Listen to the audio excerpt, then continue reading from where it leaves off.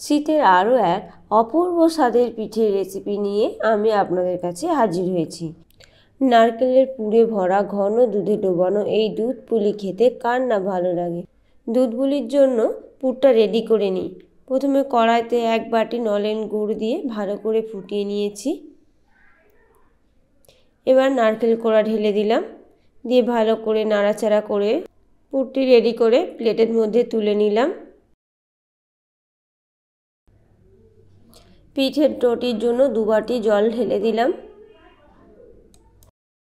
Half teaspoon লবণ দিয়ে দিলাম। জলটা ভালোভাবে ফুটে গেছে।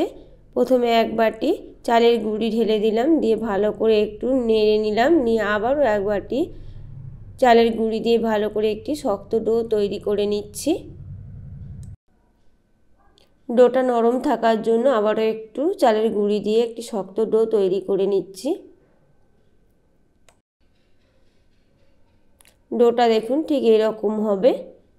ডোটা তৈরি হয়ে গেছে, প্লেটের মধ্যে তুলে নিলাম। হালকা গরম থাকা অবস্থায় ভালো করে মাখিয়ে নিচ্ছি।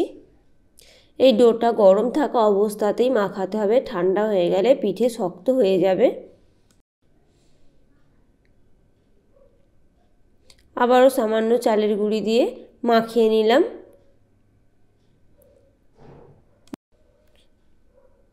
ডোটি ঠিক এরকম মসৃণ হবে। এবার ছোটো ছোটো বল কেটে নিয়েছি, যেমন আমরা রুটির ডো কাটি সেরকম ডো কেটে নিয়েছি। এবার হাতে গোল করে নিয়ে একটু ময়দা বা চালের গুঁড়িতে ডুবিয়ে নিতে পারেন। নিয়ে হালকা হাতে টিকে রুটির মতো বেলে নিতে হবে। একটি বড় রুটির মতো বেলে নিচ্ছি। ধারগুলি ফেটে গেলে কোনো অসুবিধা নেই। গ্লাসের সাহায্যে এই রুটিটা থেকে ছোট ছোট গোল গোল করে কেটে নিচ্ছি, যেমনটা আপনারা এখানে দেখতে পাচ্ছেন।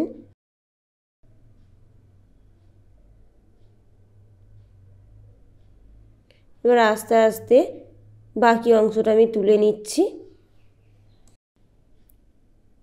এবার একটা গোল তুলে নিয়ে তাতে নারকেলের পুর দিয়ে পিঠের শেপ দিয়ে দিচ্ছি। এখানে আপনারা চাইলে জল দিয়েও মুড়তে পারেন।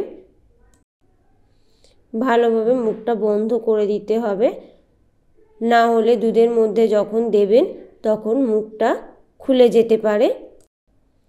ভালোভাবে আমি মুড়ে দিয়েছি। আমি সমস্ত পিঠেগুলো রেডি করে নিয়েছি। কড়াতে অল্প একটু জল দিয়ে তার মধ্যে দুধটা ঢেলে দিলাম, যাতে দুধটা নিচে পুড়ে না যায় সেজন্য আমি জল দিয়েছি। দুধটা ভালোভাবে ফুটে ঘন হয়ে গেলে তার মধ্যে এক এক করে পিঠেগুলো দিয়ে দিচ্ছি।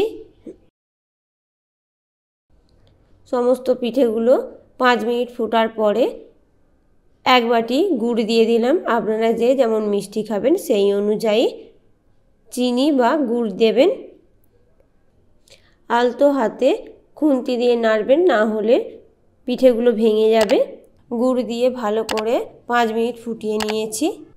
দেখুন একটাও পিঠে কিন্তু ভেঙে যায়নি। পিঠেটা দেখুন কত সুন্দর হয়েছে। পিঠেগুলো ভালোভাবে সেদ্ধ হয়ে যাওয়ার পর প্লেটে তুলে নিয়েছি। দেখুন কত সুন্দর দেখতে লাগছে। দেখতেও যেমন সুন্দর, খেতেও কিন্তু অসাধারণ। পিঠে কেটে দেখাচ্ছি, দেখুন ভেতরের পুরটা কতটা রসালো হয়েছে।